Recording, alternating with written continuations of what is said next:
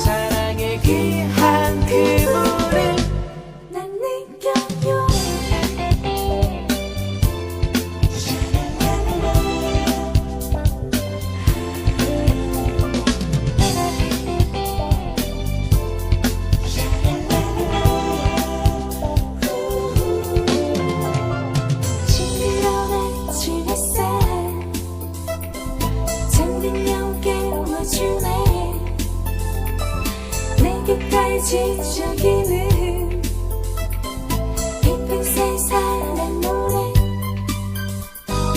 예수님의 그 사랑을 우리 함께 나눠봐요.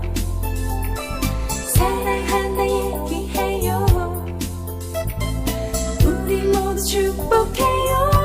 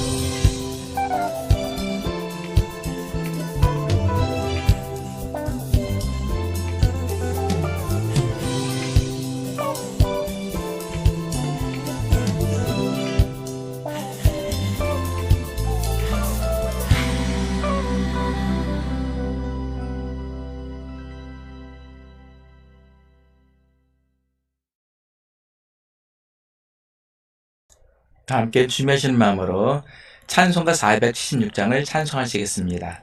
찬송가 476장입니다.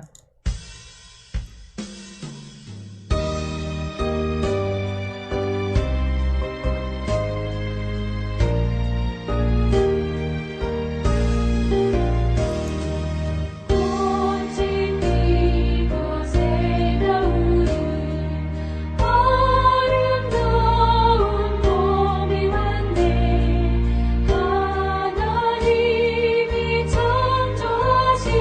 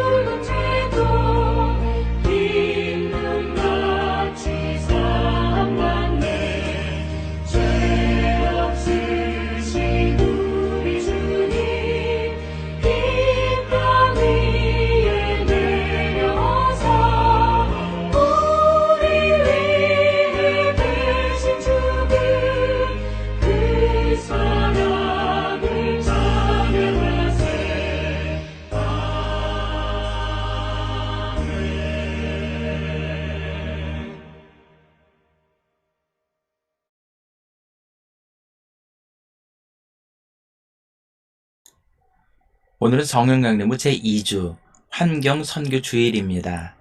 다 함께 인내송 23장 찬송하심으로 주일 공동이렇게 드리겠습니다. 인내송 23장입니다.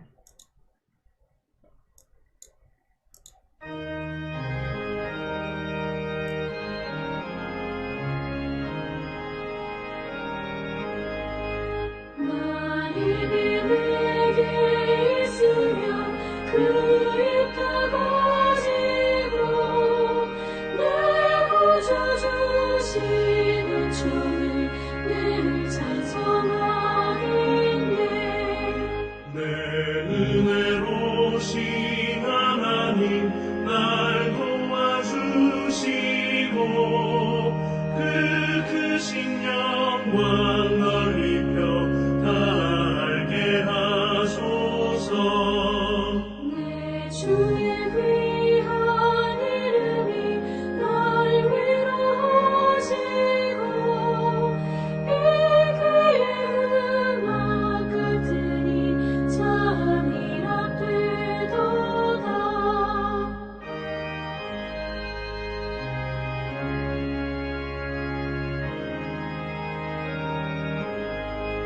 내 주의 권세께 드려 그 결과 보시고 이 주한 마음을 비로소 고창케 하셨네. 아멘.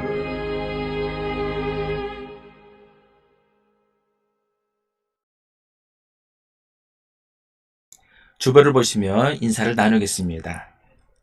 예수 그리스도의 은혜와 하나님의 사랑과 성령의 친교가 여러분과 함께하기를 빕니다. 또한 주의 종에게도 함께하기를 빕니다.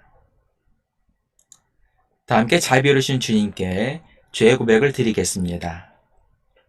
자비로우신 하나님, 성령을 통하여 우리를 새롭게 하시고 인간의 의와 공로가 아니라 오직 믿음으로 역사하시며 기적을 베풀어 주신 은혜를 미처 알지 못하였습니다.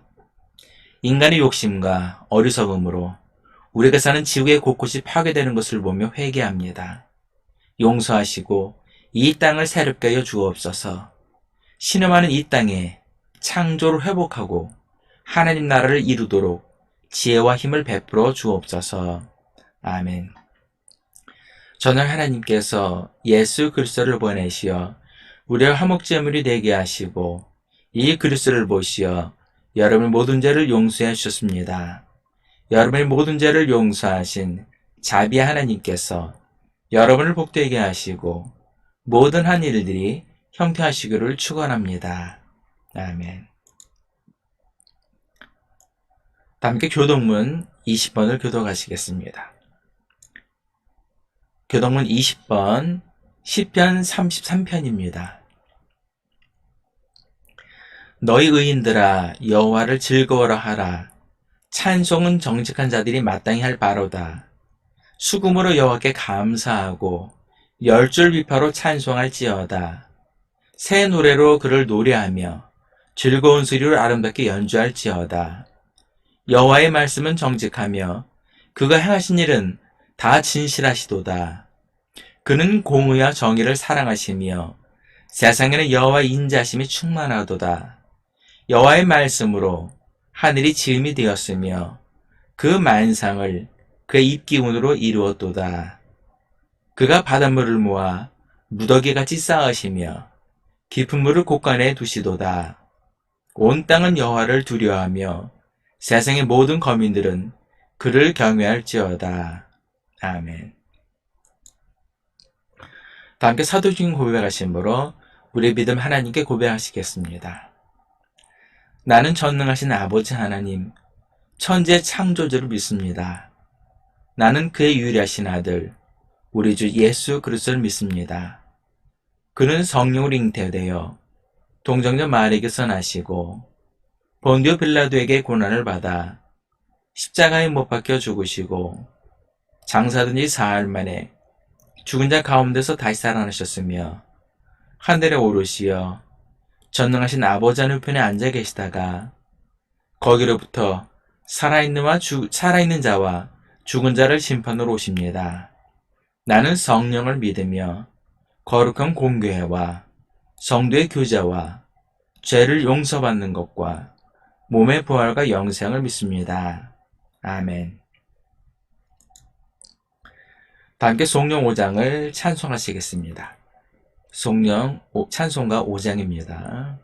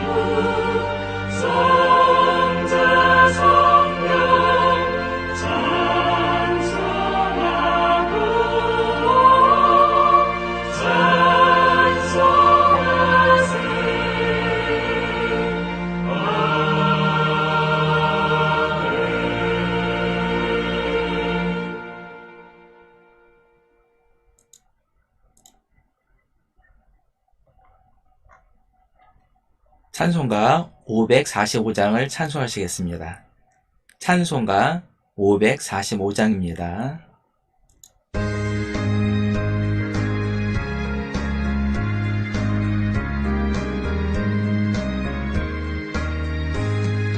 이분의 아무 증거 아니 되어도 믿음만을 가지고서 늘 걸으며 이 귀에 아무 소리 아니 들려도 하나님의 약속 위에 서리라. 걸어가세 믿음 위에 서서 나가세 의심 버리고 걸어가세 믿음 위에 서서 눈과 귀에 아무 증거 없어도 이 눈이 보기에는 어떠하든지 이미 얻은 증거대로를 믿으며 이 맘에 의심 없이 살아갈 때에 우리 소원 주 안에서 이루리. 걸어가세 믿음 위에 서서 나가세 의심 버리고 걸어가세 믿음 위에 서서 눈과 귀에 아무 증거 없어도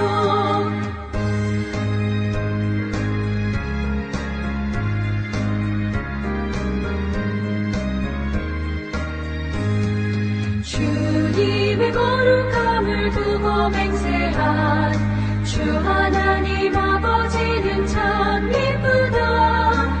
그 귀한 모든 약속 믿는 자에게 능치 못할 무슨 일이 있을까.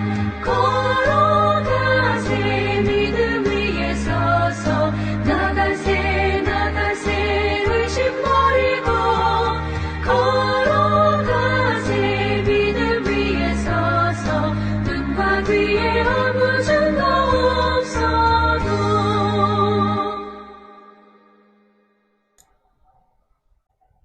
기도하시겠습니다.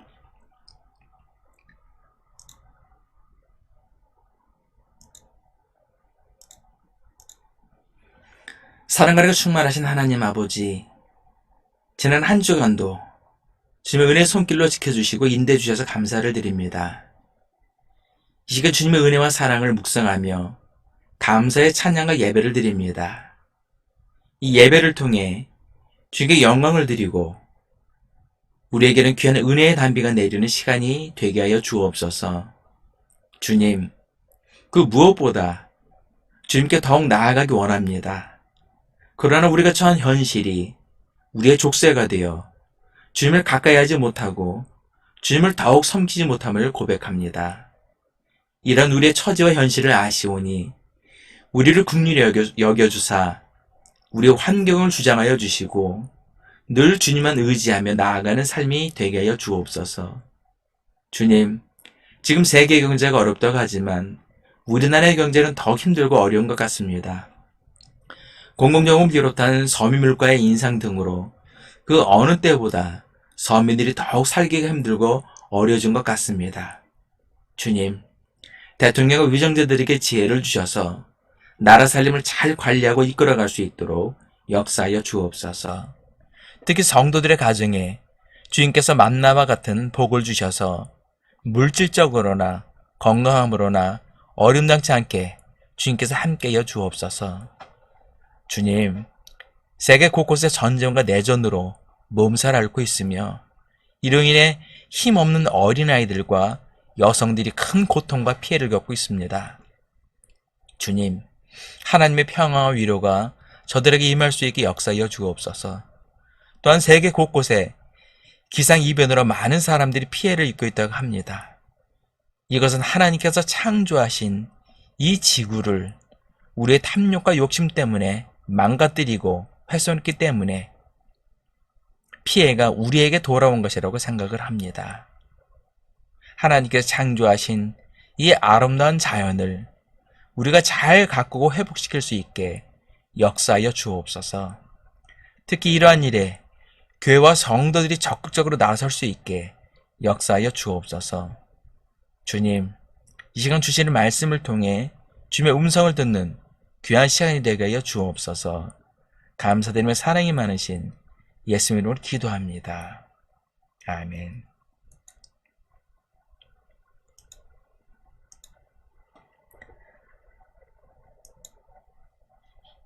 하나님께서 예배를 위해 우리에게 주시는 첫 번째 성경 말씀은 창세기 12장 1절부터 4절까지의 말씀입니다.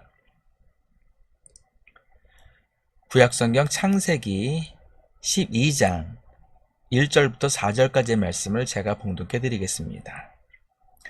여호와께서 아브라함에게 이르시되 너는 너의 고향과 친척과 아버지 집을 떠나 내가 네게 보여줄 땅으로 가라. 내가 너로 큰 민족을 이루고 네게 복을 주어 내 이름을 창대게 하리니 너는 복이 될지라. 너를 축복하는 자에게는 내가 복을 내리고 너를 저주하는 자에게는 내가 저주하리니 땅의 모든 족속이 너로 말미암아 복을 얻을 것이라 하신지라. 이에 아브라함이 여호와의 말씀을 따라갔고 롯도 그와 함께 갔으며 아브라함이 하란을 떠날 때 75세였더라. 아멘. 하나님께서 우리에게 주시는 두 번째 성경 말씀은 로마서 4장 17절부터 22절까지의 말씀입니다. 신약성경 로마서 4장 17절부터 22절까지의 말씀을 제가 봉독해 드리겠습니다. 기록된 바 내가 너를 많은 민족의 조상으로 세웠다 하심과 같으니 그가 믿은 바 하나님은 죽은 자를 살리시며 없는 것을 있는 것으로 부르시는 이시니라. 아브라함이 바랄 수 없는 중에 바라고 믿었으니 이는 내 후손이 이 같으리라 하신 말씀대로 많은 민족의 조상이 되게 하려 하심이라. 그가 100세나 되어 자기 몸이 죽은 것 같고 사라의 태가 죽은 것 같음을 알고도 믿음이 약하여지지 아니하고 믿음이 없어 하나님의 약속을 의심하지 않고 믿음으로 견고하여져서 하나님께 영광을 돌리며 약속하신 그것을 또한 능히 이루실 줄을 확신하였으니 그러므로 그것이 그에게 의로 여겨졌느니라. 아멘. 주님께서 우리에게 주시는 복음서 말씀은 마태복음 9장 9절부터 13절까지의 말씀입니다. 신약성경 마태복음 9장 9절부터 13절까지의 말씀을 제가 봉독해 드리겠습니다. 예수께서 그곳을 떠나 지나가시다가 마태라는 사람이 세관에 앉아있는 것을 보시고 이르시되 나를 따르라 하시니 일어나 따르니라. 예수께서 마태의 집에 앉아 음식을 잡수실 때에 많은 세리와 죄인들이 와서 예수와 그의 제자들과 함께 앉았더니 바리새인들이 보고 그의 제자들에게 이르되 어찌하여 너희 선생은 세리와 죄인들과 함께 잡수시느냐. 예수께서 들으시고 이르시되 건강한 자에게는 의사가 쓸데없고 병든 자에게라야 쓸데있느니라. 너희는 가서 내가 긍휼을 원하고 제사를 원하지 아니하노라 하신 뜻이 무엇인지 배우라. 나는 의인을 부르러 온 것이 아니요 죄인을 부르러 왔노라 하시니라. 아멘. 이 시간 주님께서 우리에게 주시는 말씀은 바로 마태복음 9장 9절부터 13절까지의 말씀입니다. 의사가 하는 일은 병을 고치는 일입니다. 그런데 요즘 소아과 의사가 부족하여 아이들이 진료받기가 어렵다고 합니다. 심지어는 야간에 한 아동의 응급상황이 발생하여 진료를 받게 병원을 뺑뺑이 돌다가 결국 입원도 하지 못하고 목숨을 잃는 경우가 발생하고 있다고 합니다. 이처럼 의사가 없으면 환자들은 치료를 받을 곳이 없어 결국 큰 위기에 빠지게 됩니다. 이처럼 의사가 환자를 치료하는 의술은 한 사람을 살릴 수 있는 귀한 생명의 도구입니다. 그래서 예로부터 의술은 하늘이 내린 천술이라고 하였습니다.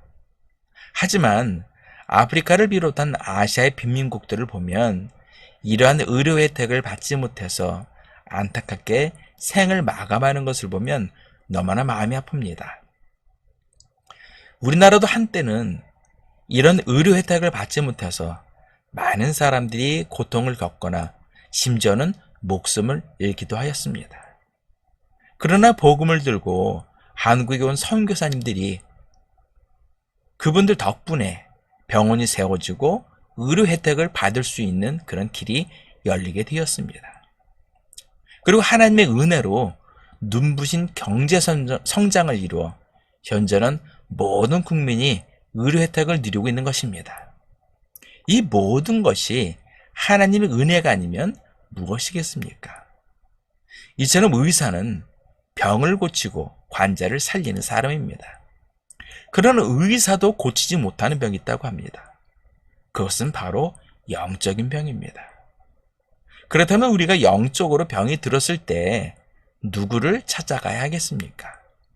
바로 예수님이십니다. 예수님께서는 영적인 병뿐만 아니라 때로는 우리의 육신의 병도 치료해 주십니다. 오늘 본문을 보면 예수님께서 길을 가시다가 세관에 앉아있던 마태를 발견합니다. 당시 마태는 로마의 세금 징수원으로 같은 유대인들에게 세금을 걷는 일을 하였습니다. 그러다 보니 유대인들에게 있어서는 세리들은 매국노와 같은 존재였습니다. 본문을 보면 세리와 죄인들이라고 나옵니다. 이것을 보면 당시 세리를 죄인과 동급으로 보았음을 알 수 있습니다. 그래서 세리인 마태가 어디를 가든 사람들은 손가락질을 하고 뒤돌아서면 뒤에서 수군거렸을 것입니다. 이런 모든 것들이 세리 마태에게는 큰 상처가 되었을 것입니다. 그래서 세리 마태는 겉으로 보면 건강해 보이지만 심적으로나 영적으로나 심각한 병을 앓고 있었을 가능성이 있습니다. 예수님께서는 이것을 보시고 세리 마태를 부르신 것입니다. 그리고 그의 집에 들어가셔서 생명의 말씀을 통해 영적인 병을 치료해 주신 것입니다. 그렇다면 우리가 영적인 이 치유를 받기 위해서는 어떻게 해야 합니까? 첫 번째는 예수님께 나아가야 합니다. 병원에 가면 진료과가 있습니다. 이것은 그 환자의 상태와 병명에 따라 전문적인 치료를 하기 위한 것입니다. 즉, 치아가 아프면 치과 진료를 받고 눈에 이상이 있으면 안과 진료를 받아야 전문적인 진단과 치료를 받을 수 있는 것입니다. 마찬가지로 영적인 문제는 영적인 것으로 치유해야 합니다. 따라서 세리마태처럼 예수님께 나아가야 영적인 문제를 해결할 수 있는 것입니다. 그런데 세상 사람들은 예수님을 찾지 않고 타 종교를 찾거나 혹은 정신수양원 같은 그런 심신수련원을 찾기도 합니다. 물론 이런 곳에서도 우리의 심신에 안정을 주기도 합니다. 그러나 우리의 영적인 문제를 완전히 해결해 주지는 못합니다. 그런데 요즘은 일명 짝퉁교회와 짝퉁 목사들이 사회적 물을 일으키고 있습니다. 과거 우리나라에서도 병원이 부족하고 의사가 부족했을 때 면허도 없는 돌팔이 의사들이 불법 의술을 하다가 처벌을 받기도 하였습니다. 그런데 요즘도 사무장 병원이라는 곳이 있어서 의사가 수술하는 것이 아니라 면허도 없는 사람이 불법으로 수술하다가 사회적 물을 일으키는 경우가 심심치 않게 언론을 통해 보도되고 있습니다. 저도 이런 비슷한 경우를 겪은 적이 있습니다. 10여 년 전에 목에 작은 혹이 만져져서 서울에 있는 서울대학병원에서 조직검사를 받은 적이 있었습니다. 당시 수술실에서 주치의 선생님인 일반외과 과장님과 그리고 인턴 의사들이 함께 있었습니다. 그런데 막상 수술을 집도하는 분은 일반외과 과장이 아니라 인턴에게 시키는 것이었습니다. 저는 목에 그냥 부분 받침만 하고 있어서 그 모든 것을 그저 생생히 지켜볼 수밖에 없었습니다. 이후 수술을 마치고 집으로 돌아오는데 왼쪽 어깨를 들 수 없을 정도로 극심한 고통이 왔습니다. 그리고 이 통증은 다음 진료 받을 때까지 계속 이어졌습니다. 그리고 거울을 보니까 그 수술 자국이 너무나 크게 난 거예요. 그 조직을 살짝만 떼면 되는데 너무 많이 째서 흉터가 크게 남아 있었습니다. 나중에 그 진료를 받을 때 그 일반외과 과장님에게 당시 있었던 상황을 설명하고 해명을 요구했지만 그 담당 일반외과 과장은 부인으로 일관했습니다. 결국 저는 그 대형 병원을 상대로 또 그분이 방송에도 나올 정도로 유명한 분이라 제가 그분과 어떻게 할 수 있는 그런 상황이 아니라 결국은 모든 것을 다 그냥 포기하고 말았습니다. 이처럼 불법 시술은 많은 사람들에게 고통을 주고 불행을 주는 행위입니다. 그런데 가짜 교회, 가짜 목사들이 성도들을 미혹하고 있습니다. 그렇다면 우리가 선한 목사인지 사꾼 목사인지 어떻게 분별할 수 있을까요? 첫째는 목사를 신격화시키는 것입니다. 목사를 하나님이라고 아니면 재림 예수님이라고 한다거나 혹은 성령이라고 하는 것을 보면 모두가 가짜입니다. 때로는 목사를 하나님과 동일시하기도 합니다. 예수님과 동일시하기도 하고 성령과 동일시하기도 합니다. 이 모든 것들은 다 가짜입니다. 이 세상의 그 누구도 신이 될 수가 없는 것입니다. 그런데 이단들은 교주를 신격화시켜서 능력의 종으로 만들고 더 나아가서는 신으로 만들고 받들어 섬깁니다. 두 번째는 헌금을 강요합니다. 오늘 본문을 보시기 바랍니다. 예수님께서 세리마태를 부르시고 그리고 마태에게 헌금을 강요하신 적이 있습니까? 없습니다. 세리는 돈이 많은 사람이에요. 근데도 예수님은 그에게 헌금을 절대 얘기하지 않았습니다. 그리고 예수님은 그 누구에게도 11조를 내라거나 헌금을 내라고 하신 적이 단 한 번도 없습니다. 예수님께서도 말씀하셨습니다. 말세가 되면 거짓 그리스도가 이 땅에 많이 일어날 것이다 라고 하셨습니다. 그렇기 때문에 더욱 영적으로 깨어서 미혹되지 않도록 분별해야 합니다. 그리고 생명의 주님이신 예수님께 나아가야 합니다. 두 번째는 성대의 교제가 있어야 합니다. 본문을 보면 예수님께서 마태를 부르시고 마태의 집에 들어가신 것을 볼 수 있습니다. 그리고 그곳에서 함께 식사를 하셨습니다. 그런데 이 자리에 세리와 죄인들이 함께였다고 말씀하고 있습니다. 이것이 바로 성대의 교제를 말하는 것입니다. 예수님께서는 늘 여러 사람과 함께하는 공동 식사를 자주 하셨습니다. 이것이 바로 초대교회의 전통입니다. 예수님께서 최후의 만찬하실 때에도 그곳에 12명의 제자들과 함께 성도의 교제를 하였습니다. 이번에 또래 여성을 잔인하게 죽이고 시신을 훼손한 정유정 때문에 은둔형 외톨이에 대한 관심을 갖지 않은 그런 여론이 일어나고 있다고 합니다. 이제는 사람이 대인관계를 하지 않고 혼자 외톨이를 지내다 보면 정신건강에 악영향을 끼친다고 합니다. 그런데 우리의 신앙도 마찬가지입니다. 전도서 4장 9절로 12절을 보면 두 사람이 한 사람보다 나음은 그들이 수고함으로 좋은 상을 얻을 것임이라. 혹시 그들이 넘어지면 하나가 그 동물을 붙들어 일으켜리오니와 홀로 있어 넘어지고 붙들어 일으킬 자가 없는 자에게는 화가 있으리라. 또 두 사람이 함께 누우면 따뜻하거니와 한 사람이면 어찌 따뜻하리야. 한 사람이면 패하겠거니와 두 사람이면 맞설 수 있나니 세 겹줄은 쉽게 끊어지지 아니하느니라 라고 말씀하고 있습니다. 또 마태복음 18장 20절에도 보면 두세 사람이 내 이름으로 모인 곳에는 나도 그들 중에 있느니라 라고 예수님께서 말씀하셨습니다. 이처럼 성도의 교제는 예배 못지않게 중요한 것입니다.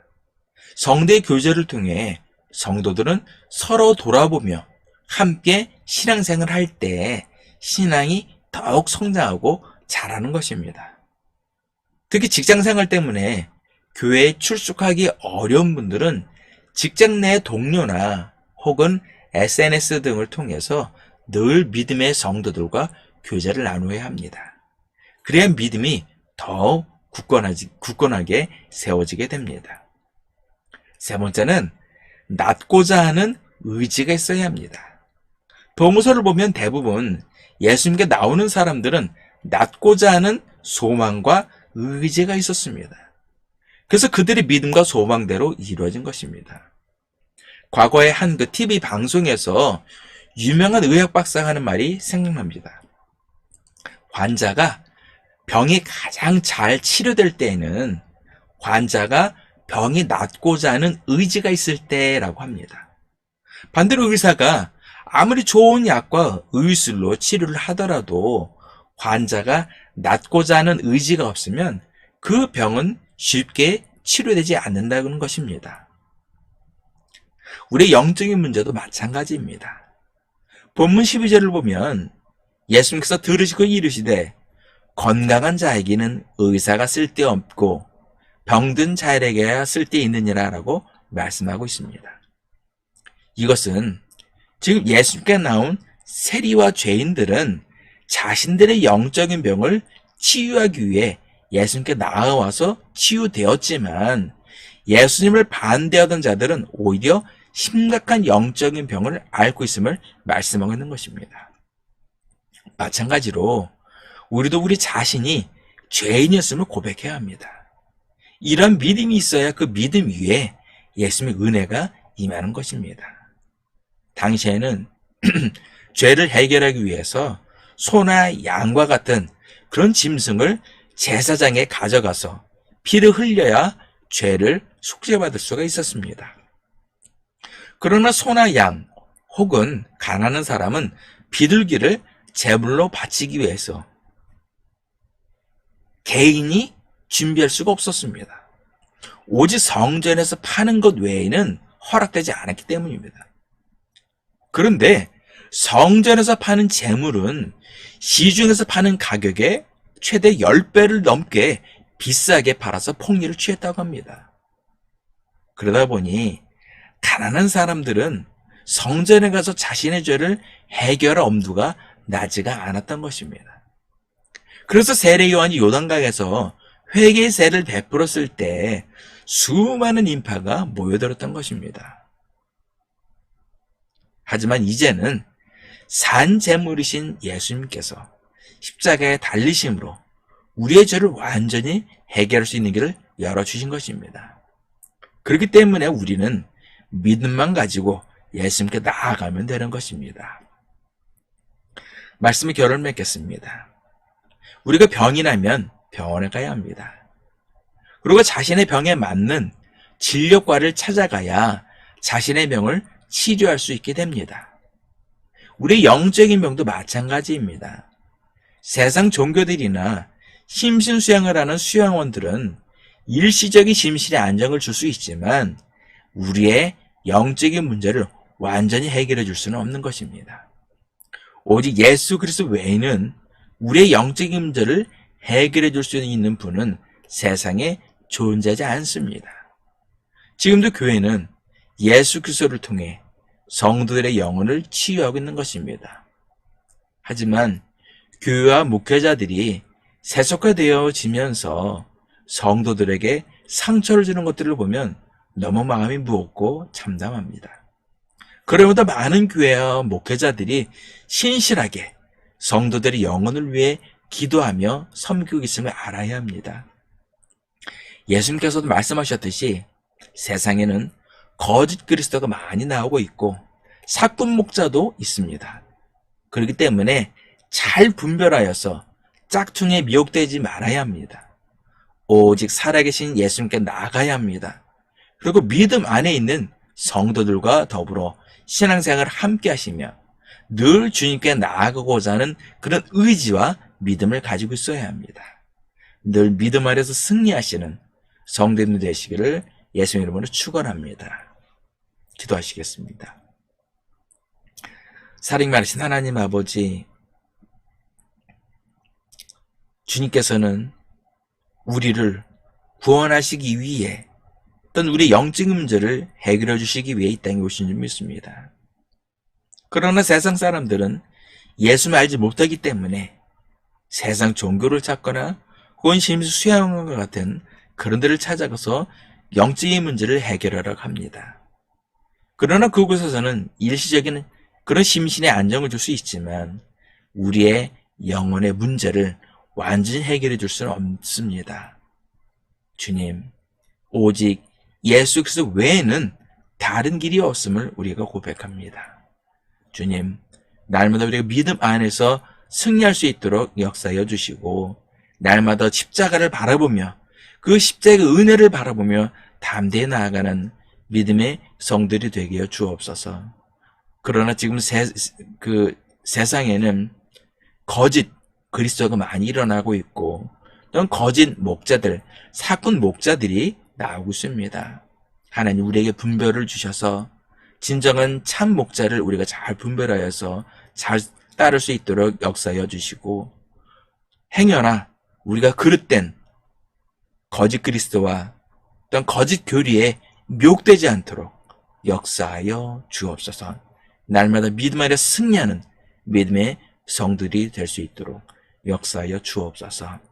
감사드리며 사랑이 많으신 예수님 이름으로 기도합니다. 아멘. 주보에 나와 있는 봉헌교독을 교독하시겠습니다. 할렐루야. 여호와를 경외하며 그의 계명을 크게 즐거워하는 자는 복이 있도다. 여호와를 찬송하라. 그의 후손이 땅에서 강성하며 정직한 자들의 후손에게 복을 이루로다. 부와 재물이 그의 집에 있으며 그의 공의가 영구히 있으리로다. 여호와께서 자기를 경외하는 자들에게 양식을 주시며 그의 언약을 영원히 기억하시리로다. 그가 그들에게 문날의 기업을 주사 그가 행하신 일의 능력을 그들에게 알리셨도다. 아멘. 다 함께 주기도문 하시겠습니다. 하늘에 계신 우리 아버지, 아버지의 이름을 거룩하게 하시며 아버지의 나라가 오게 하시며 아버지의 뜻이 하늘에서와 같이 땅에서도 이루어지게 하소서. 오늘 우리에게 일용할 양식을 주시고 우리가 우리에게 잘못한 사람을 용서해 준 것 같이 우리 죄를 용서해 주시고 우리를 시험에 빠지지 않게 하시고 악에서 구하소서. 나라와 권능과 영광이 영원히 아버지의 것입니다. 아멘. 함께 찬송가 323장을 찬송하시겠습니다. 찬송가 323장입니다.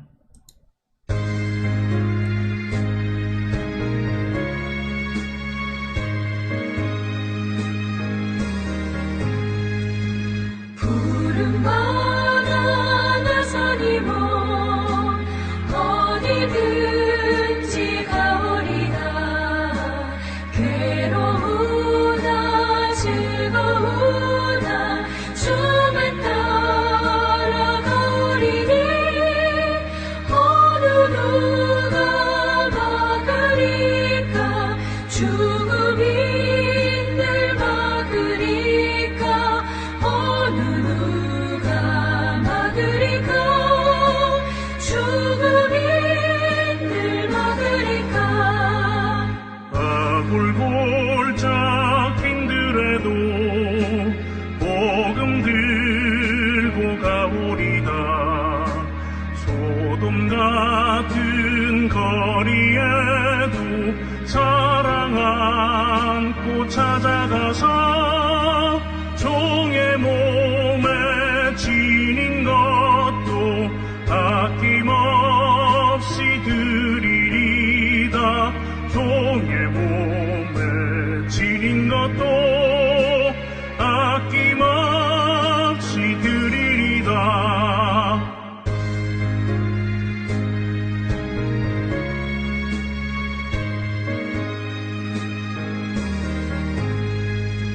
존귀 영광 모든 권세 주님 홀로 받으소서. 멸시천대 십자가는 제가 지고 가오리다. 이름 없이 빛도 없이 감사하며 섬기리다. 이름 없이 빛도 없이 감사하며 섬기리다. 아멘.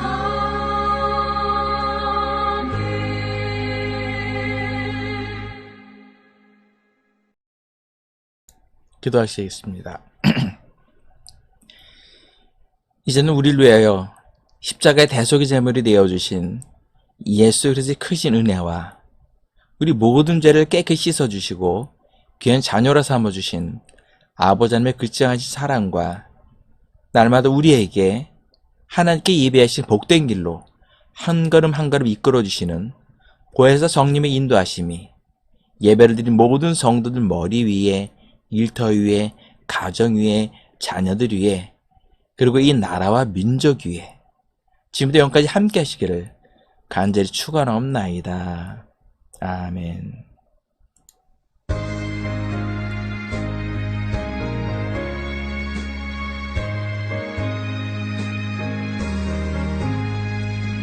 푸른 바다 나선이 모 어디든지 가오리다. 괴로우나 즐거우나 주만 따라 가오리니. 어느 누가 막으리까. 죽음이 늘 막으리까. 어느 누가 막으리까. 죽음이 늘 막으리까. 아굴골짝 힘들어도 복음 들고 가오리다. 소돔 같은 거리에도 사랑 안고 찾아가서 종의 몸에 지닌 것도 아낌없이 드리리다. 종의 몸에 지닌 것도 아낌없이 드리리다.